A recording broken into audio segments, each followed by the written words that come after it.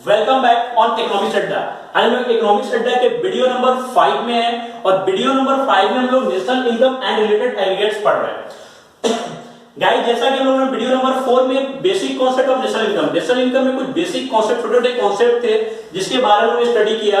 अब हम लोग वीडियो नंबर 5 में वहां से कंटिन्यूअसली धीरे-धीरे आगे बढ़ रहे हैं और नेशनल इनकम के न्यूमेरिकल पोर्शन जो कि थोड़ी-थोड़ी न्यूमेरिकल पोर्शन की तरफ इंक्रीज कर रहे हैं, बढ़ रहे हैं। तो सबसे पहले यहां पे आता है gross value and net value. Gross value किसको बोलते हैं, नेट वैल्यू किसको बोलते हैं। Gross value that means purchasing value and net value that means actual value. Guys ध्यान देना, परचेजिंग वैल्यू का मीनिंग क्या होता है। अगर हम ग्रॉस वैल्यू बोल रहे हैं तो ग्रॉस वैल्यू में सबसे पहले आ रहा है कि परचेजिंग वैल्यू दैट मींस कि किसी भी गुड्स का परचेजिंग करते समय जो वैल्यू होती है उसको क्या बोलते हैं, परचेजिंग वैल्यू। जैसे सपोज मान लो कि मेरे पास कोई गुड्स है जिसकी परचेजिंग वैल्यू है 20,000। क्लियर है। अगर कोई भी गुड्स मेरे पास है जिसको एट प्रेजेंट मेरे पास परचेजिंग, जिसको परचेज करने एट प्रेजेंट में गया, उसका प्राइस मुझे कितनी लगी 20,000।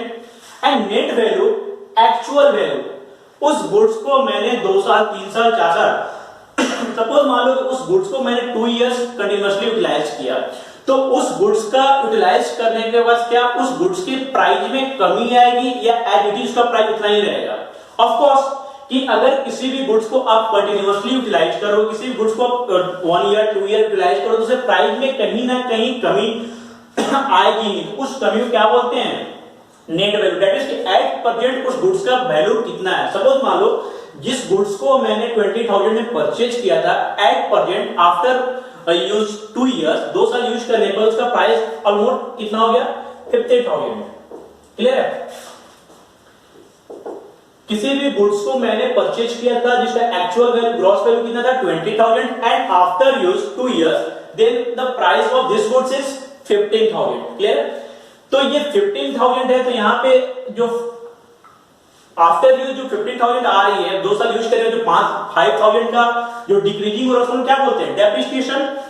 That mean depreciation equal to क्या हो जाएगा, gross value minus net value. Clear है। Depreciation equal to gross value minus net value. That means मेरी ग्रॉस वैल्यू कितनी थी 20,000, परचेज मैंने कितना किया था 20,000 में, आफ्टर 2 इयर्स 2 साल यूज करने के बाद या 3 इयर्स यूज करने के बाद उस गुड्स की वैल्यू में क्या हो गई, कमी आ गई, उसकी प्राइस कम हो गया, तो उसका वैल्यू कितना हो गया 15,000।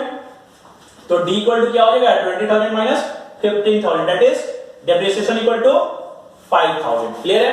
अब यहां से एक न्यू फार्मूला जनरेट हो रही है कि नेट देखो नेट वैल्यू इक्वल टू क्या हो जाएगा, ग्रॉस माइनस डेप्रिसिएशन। अगर आपसे कोई पूछ दे कि net value equal to what, तो नेट वैल्यू क्या होगा, इसको इधर मूव करेंगे ना, नेट वैल्यू क्या हो जाएगा यहाँ पे ग्रॉस वैल्यू माइनस डेप्रिसिएशन। और डेप्रिसिएशन वर्ड कॉमर्स वाले स्टूडेंट के लिए न्यू वर्ड नहीं है। क्लियर है।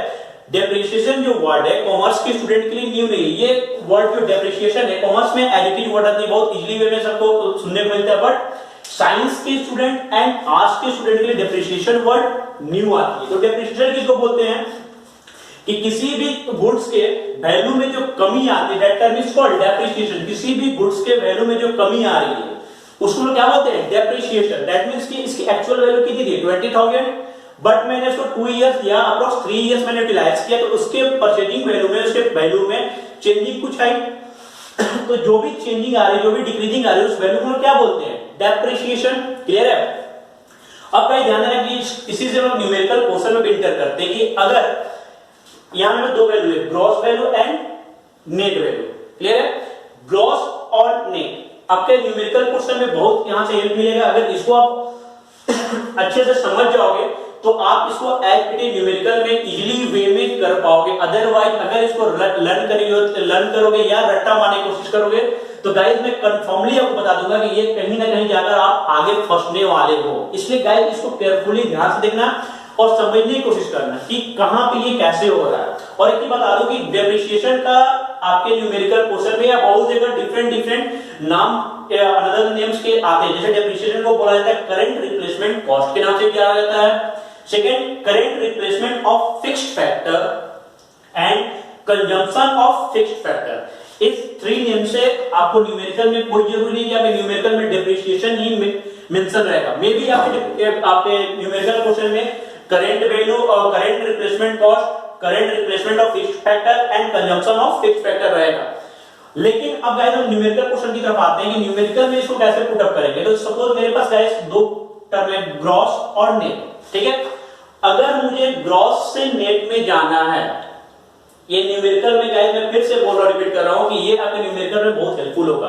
अगर आपको ग्रॉस से नेट में जाना तो डिप्रिसिएशन क्या होता है, minus depreciation, and net to gross depreciation will be also positive. Clear है? फिर से मैं रिपीट करता हूं, gross to net then depreciation will negative and net to gross then depreciation will positive। Guys इस टर्म को अच्छे से समझना, केयरफुली समझना, अदरवाइज इसको आप लर्न करने की कोशिश करोगे तो कंफर्म आप न्यूमेरिकल में फंसने वाले हो। इसलिए गाइस फिर से मैं रिपीट करता हूं कि अगर आपके पास ग्रॉस और नेट की बात कर रहे हैं, ग्रॉस से आगे मैं न्यूमेरिकल को अच्छे से एक्सप्लेन करूंगा, न्यूमेरिकल पोर्शन में एक्सप्लेन करूंगा कि कैसे इस टर्म को न्यूमेरिकल में यूज करते हैं। जैसे फिर से मैं बता रहा हूं, ग्रॉस एंड नेट, ग्रॉस से आप नेट जा रहे हो तो माइनस डेप्रिसिएशन होती है, एंड नेट टू ग्रॉस जाओगे तो पॉजिटिव डेप्रिसिएशन होगी। क्लियर है? Now we study NIT, the second formula of national income, NIT, net indirect tax. Clear है? Two component of NIT, factor cost and market price. The short form of factor cost is FC and short form of MP, market price is MP. MP that means not Madhya Pradesh or otherwise, MP means market price। Clear है? अब हम बताते हैं factor cost क्या होता है। Factor cost that means cost of production and market price sales price। Guys ध्यान देना इस चीज को, बहुत इंपॉर्टेंट टॉपिक है ये, कि अगर किसी भी गुड्स की फैक्टर कॉस्ट के बात करते हैं तो उसका मीनिंग क्या होता है, कॉस्ट ऑफ प्रोडक्शन, उसका प्रोडक्शन में कितना कॉस्टिंग लग रहा है, and market price that means sales price. Suppose करते हैं कि किसी भी गुड्स का अगर प्रोडक्शन प्राइस मेरे पास है 20 रुपीज, कोई गुड्स को प्रोडक्शन करने में मुझे कितने रुपए लगे हैं, 20 रुपए, 20 rupees. And at present simple सा लॉजिक है कि किसी भी गुड्स को अगर आप मार्केट में सेल करोगे तो उसका प्राइस ऑलवेज क्या होगा, more than cost, production cost. तो इसका प्राइस कितना हो जाएगा, 5 रुपीज। तो गाइस ध्यान देना यहाँ पे कि अगर किसी भी गुड्स का प्रोडक्शन कॉस्ट 20 रुपीज है और 5 रुपीज क्या है, 25 रुपीज क्या है, सेल्स प्राइस। तो अगर आपसे कोई पूछे कि यहाँ पे जो ये 5 रुपीज आ रहा है, 25 rupees market price and 20 rupees is sale price, therefore जो 5 रुपीज आ रहा है ये आपका क्या है, ये 5 रुपीज आपका प्रॉफिट नहीं है, 5 रुपीज क्या है आपका एनआईटी, नेट इनडायरेक्ट टैक्सेस। क्योंकि ये 5 रुपए इसलिए प्रॉफिट नहीं, क्योंकि नेशनल, यहाँ पर क्या कर रहे हैं, नेशनल इनकम के बारे में बात कर रहे हैं। नेशनल इनकम कभी भी प्रॉफिट से कोई लेना देना नहीं होता, क्योंकि यहाँ पे कॉस्टिंग की बात करते हैं। ठीक है, तो जो भी यहाँ पे 5 रुपए आ रहा है क्या होगा, मेरी टैक्सेस होगी, नेट इनडायरेक्ट टैक्सेस। और नेट इनडायरेक्ट टैक्स क्या होगा, ये सबको पता है कि नेट इनडायरेक्ट टैक्स क्या होता है। अब हम बात करते हैं कि एनआईटी इक्वल टू क्या होती है, NIT equal to indirect taxes minus subsidies. Clear है? इसलिए ध्यान देना इस चीज को, मैं रिपीट कर रहा हूं, फैक्टर कॉस्ट इक्वल होता है कॉस्ट ऑफ प्रोडक्शन। किसी भी गुड्स को बनाने में जितने भी खर्च होते हैं उसको मैं क्या बोलता हूं, factor cost. And market price का मीनिंग क्या होता है, सेल्स प्राइस। दैट मींस कि अगर कोई गुड्स का बनाने में 20 रुपीज मुझे खर्चे लगे हैं तो ऑफ कोर्स मैं उस गुड्स को 20 रुपीज में मैं सेल नहीं करूंगा, मैं क्या करूंगा, उस गुड्स को एबव द 20 रुपीज, मैं 20 रुपए से ज्यादा उसको सेल्स करूंगा। तो उसका सेल प्राइस क्या होगा, मार्केट प्राइस क्या होगा, अप्रॉक्स 25 रुपीज। अगर 25 रुपीज यहाँ पे आ रहे हैं तो ये 5 रुपीज क्या हो रहे हैं, देयरफॉर एनआईटी इक्वल टू मैं यहाँ पे कर रहा हूं एमपी माइनस एफसी कर दे रहा हूं। तो अगर एमपी माइनस एफसी कर दे 5 रुपीज क्या हो रहे हैं, एनआईटी आ रही है। 5 रुपीज कभी भी प्रॉफिट की बात नहीं होगी, क्योंकि नेशनल इनकम में, नेशनल इनकम कभी प्रॉफिट से कोई मतलब नहीं होता है, दैट इज कॉल्ड एनआईटी। और एनआईटी इक्वल टू क्या होता है, इनडायरेक्ट माइनस सब्सिडीज। क्लियर है? एंड सब्सिडी क्या होता है, ये तो आपको सबको पता होगा। सब्सिडी क्या होता है, सब्सिडी मीन होता है government gives the reduction of goods. किसी भी गुड्स को बनाने में गवर्नमेंट जो भी रिडक्शन देती है दैट इज कॉल्ड सब्सिडी। जैसे सपोज मान लो एलपीजी का नाम सुनते हो, जो भी आप गैस सिलेंडर तो आप सुनते हो कि एलपीजी का एक्चुअल प्राइस 1000 रुपीज है, बट गवर्नमेंट आपको 800 पर दे रही है। तो अगर वहां गवर्नमेंट आपको रिडक्शन दे रही है that is called subsidy. Government वहां पे क्या करे, वहां पे आपके प्राइस गुड्स में रिडक्शन करे, दैट इज कॉल्ड सब्सिडी। अब गाइस ध्यान देना इस पॉइंट को, ये आपके न्यूमेरिकल क्वेश्चन के लिए बहुत इंपॉर्टेंट फिर से यहाँ पे आ रहा है कि मेरे पास इसके पहले हम पढ़े थे ग्रॉस एंड नेट पढ़े थे। क्लियर है? अब हम यहाँ पढ़ रहे हैं FC and MP, factor price and market price. Clear है? जो कि आपके न्यूमेरिकल में बहुत इंपॉर्टेंट ये भी आएगा। FC to MP, FC to MP अगर जा रहा है तो NIT will be also positive. FC to MP then NIT is positive and MP to FC then NIT will negative. Clear है? जब भी आप FC to MP जाओगे तो NIT नेट इनडायरेक्ट आपका क्या होगा? पॉजिटिव होगा और MP to FC जाओगे तो नेट इनडायरेक्ट आपका नेगेटिव होगा. ठीक है, ये चीज को ध्यान से रखिएगा आप लोग. गाइस आप लोग लास्ट के इस वीडियो के लास्ट टॉपिक में बेसिक फार्मूला में लास्ट बेसिक फार्मूला पहुंच चुके हैं, जो कि जितने भी लोग फार्मूला पढ़े वो बेसिक फार्मूला पढ़ रहे हैं. उस बेसिक फार्मूला का लास्ट फार्मूला है जो domestic income and national income से है. इसके इन तीनों फार्मूला से लेकर ही आप आगे में जितने भी बड़े बड़े न्यूमेरिकल्स हैं इसी से रिलेटेड न्यूमेरिकल्स आएंगे जिसको कि आप सॉल्व कर पाओगे. तो गाइस ये मेरा बेसिक फार्मूला का सबसे लास्ट फार्मूला है, ध्यान रखना इसको. Domestic income and national income. Domestic income that means inside the country. That means क्या होता है? इनसाइड द कंट्री का मीनिंग क्या होता है कि ऐसे देश के अंदर रहने वाले लोगों ने कितना पैसा कमाया. That is called inside the country. That is called domestic income. That means कि हमारे देश के अंदर रहने वाले लोगों ने कितना पैसा कमाया है. That is called domestic income. Clear है? And next national income inside plus outside the country. That means कि ऐसा इनकम जो हमारे देश के अंदर रहने वाले लोगों ने तो कमाया ही है बट बाहर के रहने वाले लोगों भी नहीं कमाया. ऐसा that means outside the country का मीनिंग क्या होगा कि वो लोग तो हमारे देश के ही इंडिया के ही हैं लेकिन वो बाहर में रहकर पैसा अर्न करते हैं. तो उन दोनों के समेशन को दोनों का ऐड को क्या बोलेंगे? National income. क्लियर है?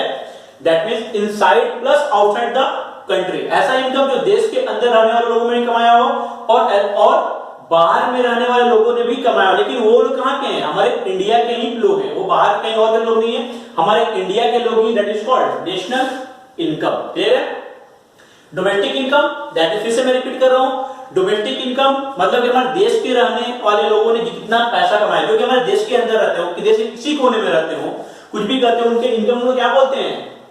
Domestic income. And national income that means कि हमारे कंट्री के inside and outside. That means कि हमारे कंट्री के अंदर तो अगर वो अर्न कर ही रहे हैं और बाहर से भी अर्निंग कर रहे हैं. That is called national income. Clear है? अब यहां पे आता है कि आउटसाइड द कंट्री. आउटसाइड का मीनिंग क्या होगा? जिसको लोग बोलते हैं outside the country, that is called NFIA. और NFIA को समझ क्लियर समझते हैं? NFIA का मीनिंग क्या होता है? Full form net factor income from abroad. Clear है? इनसाइड दैट मींस इंडिया के अंदर रहने वाला, एंड आउटसाइड का मीनिंग क्या होगा? NFIA that means net factor income from abroad. विदेश में रहने वाले लोगों ने जो पैसा अर्निंग किया है उनको क्या बोलेंगे हम लोग? NFIA. क्लियर है? और यहां फॉर्मूला आती है कि NFIA इक्वल टू क्या होता है? NFIA equal to factor income received from abroad minus factor income paid to abroad. Guys from and to यहां पे कंफ्यूजन आएगी आप लोगों को न्यूमेरिकल पोर्शन में, जो मैं आगे नेक्स्ट जो वीडियोस होगा, नेक्स्ट लेक्चर होगा उसमें मैं बताऊंगा कि फ्रॉम एंड टू का फंडा क्या है यहां पे. ठीक है? तो गाइस ध्यान रखना, NFIA equal to factor income received from abroad minus factor income paid to abroad equal to NFIA. ये NFIA का फॉर्मूला है. ठीक है? यहाँ पे फ्रॉम एंड टू का जो लॉजिक है मैं नेक्स्ट आगे में जो होगा उसमें मैं बताऊंगा कि फ्रॉम एंड टू में कहां पे क्या होता है वो मैं बताऊंगा. ठीक है? अब बात करते हैं कंपोनेंट ऑफ NFIA. NFIA के कुछ कंपोनेंट भी होता है. That is composition to the employ. That means जो सैलरी होती है उसको हम क्या बोलते हैं? एम्प्लॉय की जो सैलरी होती है. Next income from properties and last retained earning, जिसको हम बोलते हैं सेविंग. ये हमारे तीन कंपोनेंट ऑफ NFIA के हैं. अब गाइस ध्यान देना, ये न्यूमेरिकल में न्यूमेरिकल इंपॉर्टेंट है. अगर मुझे डोमेस्टिक टू नेशनल आना है, ठीक है, डोमेस्टिक टू नेशनल आना है, तो इसके लिए हम क्या करते हैं? प्लस NFIA करते हैं. एंड नेशनल टू डोमेस्टिक जाना है तो उसके लिए क्या होगा? Minus NFIA. गाइस फिर से मैं रिपीट करता हूं, इसके पहले दो मैंने न्यूमेरिकल के लिए बताया था, लास्ट ईयर में बता रहा हूं कि अगर आपको डोमेस्टिक टू नेशनल आना है तो गाइस NFIA का क्या होगा? पॉजिटिव होगा. एंड नेशनल टू डोमेस्टिक जाना है तो इसके लिए क्या होगा? ये NFIA नेगेटिव होगा. गाइस इसको ऑलवेज आप लोग अच्छे से समझना. अगर लर्न करोगे, मैं फिर से रिपीट कर रहा हूं, अगर आप लर्न करोगे तो जिंदगी में कभी भी आप इसको समझ नहीं पाओगे. बस ये न्यूमेरिकल में क्योंकि ये जिगजैग की तरह आता है, क्लास 12 के लिए सबसे इंपॉर्टेंट टॉपिक के रूप में माना जाता है. और ये थोड़ा सा जो न्यूमेरिकल पोर्शन में जाओगे तो यहां से न्यूमेरिकल थोड़ा अप एंड डाउन जिगजैग कर आएगा. इसलिए गाइस इसको अच्छे से बेसिक कंपोनेंट को अच्छे से समझना. क्योंकि बेसिक कंपोनेंट अच्छे से समझना, देन इसको आप क्लियर कर पाओगे, अदरवाइज बहुत ही डिफिकल्ट हो जाएगा। क्योंकि नेशनल अगर माइक्रो इकोनॉमिक्स में पढ़े, इसके आगे बहुत से आपके कंपोनेंट आएंगे, जैसे जीडीपी हो गया, एनपी हो गया, एनडीपी हो गया, सारे कंपोनेंट को मैं वन बाय वन एक्सप्लेन करूंगा और जितने भी टर्म आएंगे, कैसे न्यूमेरिकल है वो सॉल्व करना है, सारा कुछ मैं इस पे आऊंगा। तो गाइस आपको फिर से मैं रिपीट कर लूं कि इस बेसिक कॉन्सेप्ट को अच्छे से क्लियर करना। फिर से मैं इसको रिपीट कर देता हूं कि अगर डोमेस्टिक और नेशनल के अंदर जो कि लास्ट टॉपिक है बेसिक फार्मूला के लिए, तो डोमेस्टिक एंड इनकम की बात, डोमेस्टिक इनकम एंड नेशनल की बात करते हैं, तो domestic income inside the country and national income inside plus outside the country, इस दोनों को क्या बोलते हैं, जो आउटसाइड आते हैं उसको क्या बोलते हैं, NFI, net factor income from abroad. इसके 3 कंपोनेंट होते हैं। और फिर से गाइस मैं बता दूं कि डोमेस्टिक टू नेशनल अगर आपको आना है तो प्लस एनएफआई करते हैं, एंड नेशनल टू डोमेस्टिक जाना है गाइस तो माइनस एनएफआई करते हैं। गाइस ध्यान देना कि अगर आपको वीडियो ये पसंद आया तो प्लीज जरूर लाइक, कमेंट, बेल आइकन जरूर करना, शेयर करना, और इस वीडियो के से रिलेटेड कुछ भी आपको कमेंट हो तो प्लीज कुछ भी से बात होगी तो जरूर कमेंट करना। और इस वीडियो से रिलेटेड कुछ भी क्वेरीज हो तो मेरा कांटेक्ट नंबर है 9279742764, इस पे भी आप कांटेक्ट कर सकते हो, व्हाट्सएप करते हो। और अगर मेरी नोट्स परचेज करनी है तो आप कमेंट बॉक्स में जाकर मैसेज कर सकते हो, मेरे नंबर पे कांटेक्ट कर सकते हो। Thank you.